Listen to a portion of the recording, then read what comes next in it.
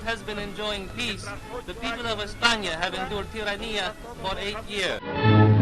Serenos y alegres, valientes y osados, cantemos soldados el himno a la lid de nuestros atentos enormes amigos, y en nosotros miren los hijos del Cid. Soldados, la patria nos llama a la lid, juremos por ella vencer a morir.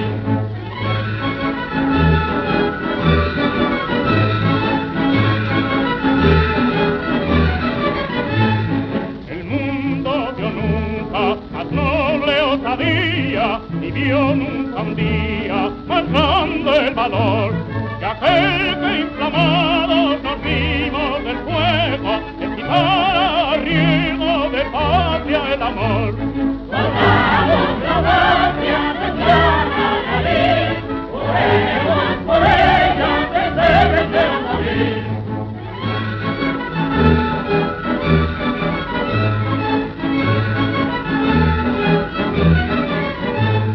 La trompa guerrera, consejos al viento, horror al sediento, y arruja el cañón, y a Marte estañudo la audacia provoca, el ingenio invoca de nuestra nación. Soldados, la patria nos llama a la lid, juremos por ella vencer a morir. Bien, pues vamos a ir con la etapa de la Segunda República, que va del 31 al 36. Bueno, refrescamos un poquito lo que ha sucedido justo antes. Bueno, pues había unas elecciones del 31, Alfonso XIII ha perdido el apoyo de las grandes ciudades y decide exiliarse. En ese momento se crea un gobierno provisional, que las primeras medidas que toma, así de carácter general, pues es bueno, pues restaurar todos los derechos y libertades que se habían retirado durante la dictadura de Primo de Rivera. Lo primero que se hace es hacer una constitución avanzada, que, bueno, pues lo resumo en los siguientes puntos, ¿no? En primer lugar, se va a reconocer el derecho de la creación de estatutos de autonomías para diferentes comunidades autónomas que hay en España. Pues objetivo principalmente es contentar a partidos nacionalistas, gallegos, catalanes o vascos. En segundo lugar, pues se va a dar un sufragio universal a partir de los 23 años. Este sufragio universal se va a ejecutar en las elecciones del 33. Las mujeres van a poder votar. Entonces, bueno, ahí van a destacar figuras como Clara Campoamor o Victoria Kent, que defendían este derecho. En tercer lugar, un aspecto importante, puesto que la Iglesia no va a estar muy contenta con la Segunda República, pues van a ser, bueno, la declaración de la aconfesionalidad del Estado, es decir, no va a haber una religión oficial y una separación efectiva entre la Iglesia y el Estado. Y por último, pues, bueno, pues una extensa declaración de derechos y libertades que van, pues, desde el divorcio, el matrimonio civil, derecho a educación pública gratuita y laica, etcétera. Bueno, y bueno, pues aunque no aparezca en la diapositiva, pues también es importante saber que había una división de poderes, ¿vale? De ejecutivo, legislativo y judicial. Bueno, quiero que os quedéis con este gráfico, no tanto por todo lo que pone aquí, sino, bueno, pues es un tema que me gusta aclarar. Entonces, si os fijáis aquí, ¿vale? Quedaos con esta línea del tiempo, quiero que se diferencie muy bien lo que es el jefe de gobierno o presidente del gobierno con el jefe del Estado o presidente de la República, porque no es lo mismo, ¿vale? Entonces, como veis, en esta primera etapa de gobierno provisional, en que hay una concentración de fuerzas políticas, quien va a ser el jefe de gobierno hasta que se haga una constitución y unas elecciones y demás, va a ser Alcalá Zamora, ¿vale? En el momento que ya este gobierno provisional termina, ¿vale? Pues entonces lo que va a haber es un presidente de la República, que en este caso va a ser Alcalá Zamora, y un presidente del gobierno, que sería Manuel Azaña, ¿vale? Quiero que os deis cuenta de esto, ¿no? Sería un poco decir, si extrapolamos este sistema republicano a un sistema monárquico, pues el presidente de la República sería como un rey, ¿vale? Y el presidente de gobierno, pues jefe de gobierno, ¿vale? Como veis, pues luego habrá otro presidente de gobierno que será Alejandro Lerroux, Y por último, pues aquí habrá un cambio de presidente de la República, que será Azaña, y presidente de gobierno, Santiago Casares Quiroga. ¿Vale? Quiero que diferenciamos muy bien esto entre presidente de la República y presidente del gobierno, porque no es exactamente lo mismo.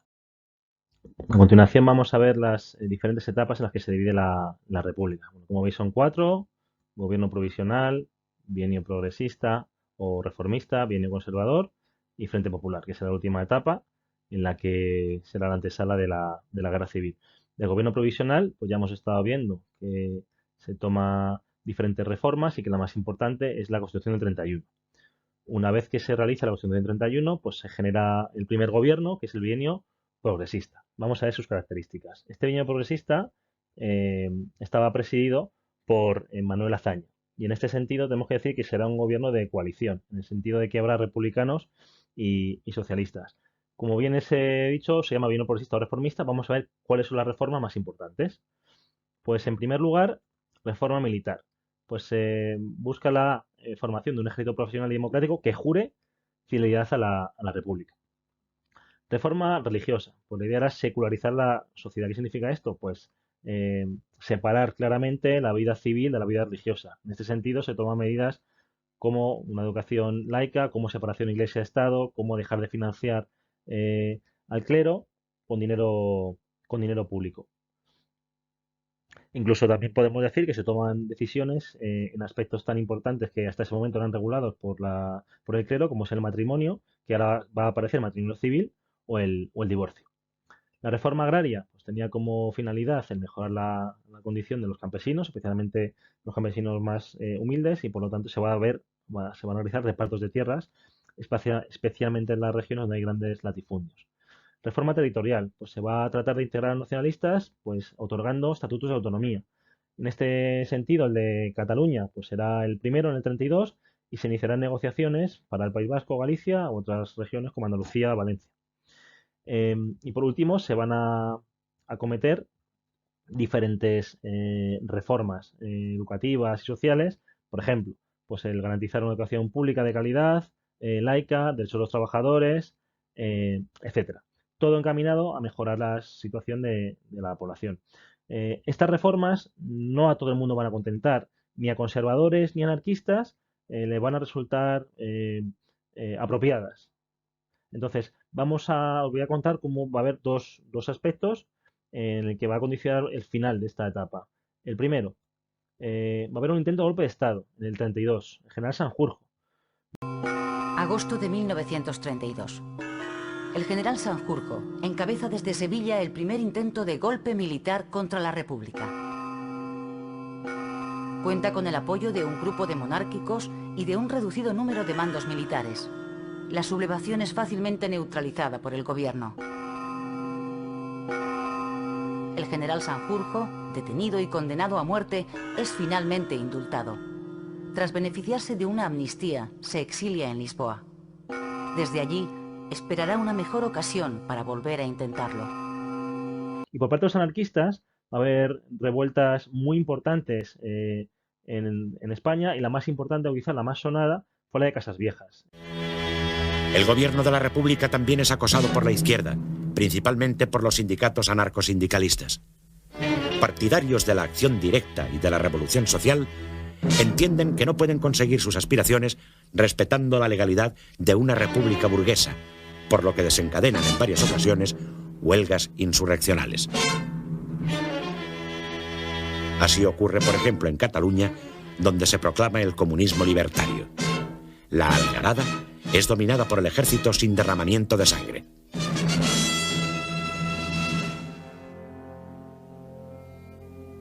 No ocurre lo mismo en el pueblo andaluz de Casas Viejas. El 11 de enero de 1933, un numeroso grupo de braceros cenetistas ataca el cuartel de la Guardia Civil. En su defensa mueren el sargento y un número. Refuerzos de la Benemérita y guardias de asalto ponen en fuga a los insurrectos, pero su dirigente, apodado Seis Dedos, se refugia en una choza con familiares y vecinos. Conminados a salir por el jefe de la fuerza, capitán Rojas de la Guardia de Asalto, se niegan, por lo que se ordena incendiar el refugio. 2 personas que intentan salir caen abatidas por los disparos. Los restantes mueren calcinados y varios detenidos más son pasados por las armas. La tragedia causa estupor en la opinión pública y desconcierta al gobierno. La derecha culpa al propio Azaña de lo sucedido e intenta derribarlo en el Parlamento. La izquierda proletaria se aleja cada vez más de una república que la Constitución define como de trabajadores de toda clase y cuyas fuerzas del orden reprimen de tal suerte a los campesinos. La represión va a ser muy dura, va a haber muertos y eso le va a costar el puesto a Manuel Azaña, que la selección 33 pues va a perder. Se va a iniciar la siguiente etapa, vino conservador. Esas elecciones del 33 pues se van a presentar diferentes partidos. Uno nuevo, que era de derechas, la CEDA, Confederación Española de Derechas Autónomas, y también hay que decir que empieza a surgir un partido de la Falange, en la figura del hijo del dictador, Miguel Primo de Rivera, en este caso sería José Antonio Primo de Rivera. ¿Qué va a ocurrir en esta etapa? Pues se van a paralizar las reformas, se va a dar amnistía a todos los que hayan participado en el intento de golpe de Estado de Sanjurjo, es decir, un poco, pues como echar un poco atrás lo que había sucedido en la etapa anterior. Y el hecho quizá más determinante va a ser la Revolución del 34. Esta Revolución del 34 tiene mucho que ver con la entrada de la CEDA en el gobierno. Los grupos más radicales no estaban de acuerdo con este aspecto, un partido de derechas entró a gobernar y amenazaron con una revolución, y así sucedió. Para algunos historiadores esta revuelta es considerada el inicio de la guerra civil, para otros no. Yo os cuento las dos versiones y ya cada uno que decida si lo es o no lo es, o que investigue y que decida qué conclusiones llega. Esa revolución va a ser especialmente importante en Asturias, donde los mineros van a hacerse con una posición de fuerza, va a haber mucha violencia, se usa dinamita, armamento, etcétera, y va a ser reprimida con mucha fuerza por parte del ejército. Y por otro lado, en Cataluña se va a proclamar el Estado Autónomo de Cataluña, y cuando esta revuelta sea sofocada, pues se detendrá este Estatuto de Autonomía, se anulará, incluso se detendrá todos los estatutos de autonomía que se estaban negociando con otras regiones en ese momento. En la oposición, los socialistas, desencantados por el alto precio pagado por su participación en el gobierno que les ha llevado a la derrota electoral, se radicalizan. Encabezados por Largo Caballero, comienzan a preparar poco después de las elecciones una huelga general revolucionaria como paso previo para implantar en España un Estado socialista.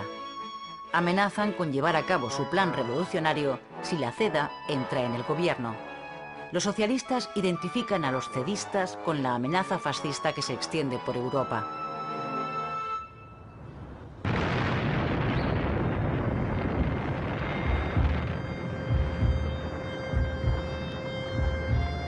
Asturias, 5 de octubre de 1934.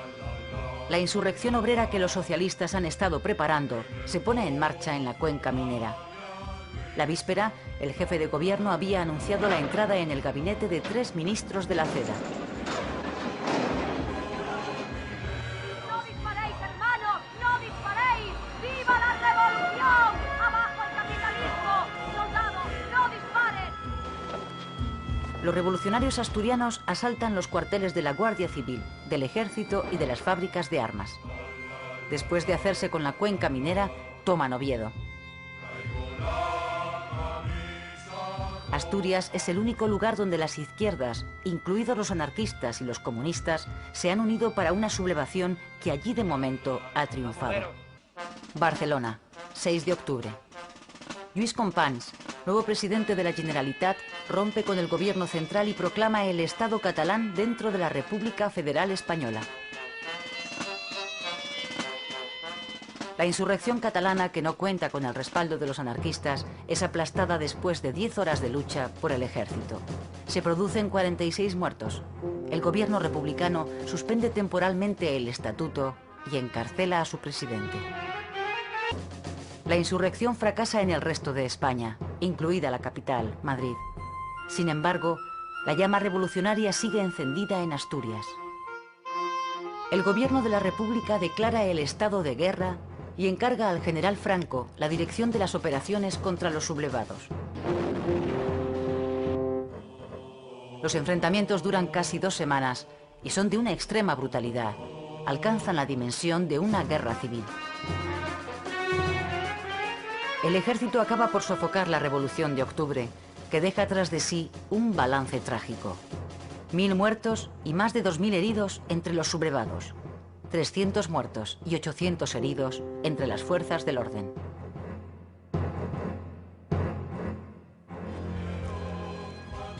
Cerca de 30.000 personas son encarceladas, entre ellas los dirigentes del PSOE y la UGT. La represión que sigue a la derrota de los revolucionarios encona aún más los ánimos. La Revolución de Asturias es el preludio de la Guerra Civil Española. La última etapa termina con las elecciones del 36. Se generan como dos bloques, lo que sería el Frente Popular y el Frente Nacional. Bueno, Frente Nacional, pues aglutinando fuerzas derechas, Frente Popular aglutinando fuerzas de izquierdas.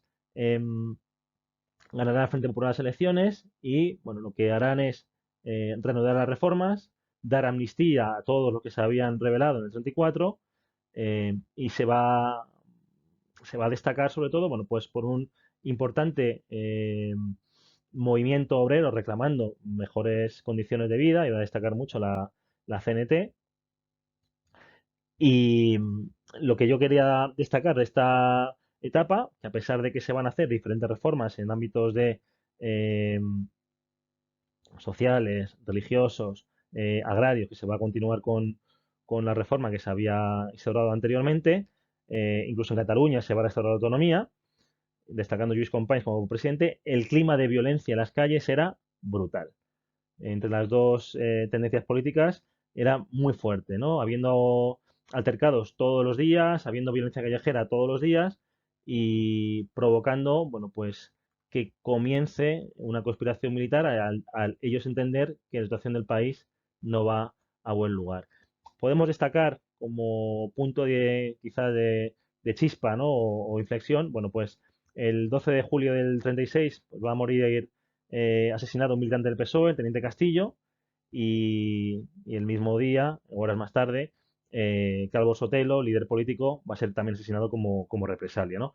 Un poco que os deis cuenta de qué nivel se estaba llegando. Y en este aspecto, pues el 18 de julio del 1936, pues comenzará la guerra civil, puesto que habrá un golpe de Estado.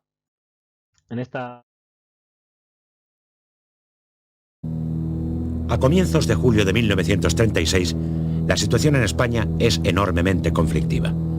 Los conspiradores ya están dando los últimos pasos para la sublevación. El avión Dragón Rapid hace escala en Casablanca, rumbo a las Islas Canarias, para recoger al general Franco a fin de que asuma el mando de las fuerzas militares cuando se subleven en el protectorado. Pero antes de llegar a Canarias, la tensión política alcanza uno de sus puntos culminantes con los asesinatos del teniente Castillo y de José Calvo Sotelo.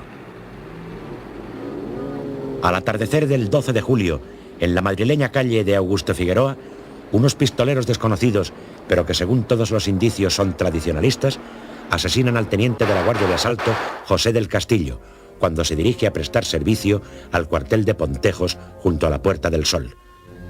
El hecho de que Castillo sea instructor de las milicias socialistas le sitúa en el punto de mira del pistolerismo de extrema derecha que viene amenazándole de muerte desde tiempo atrás.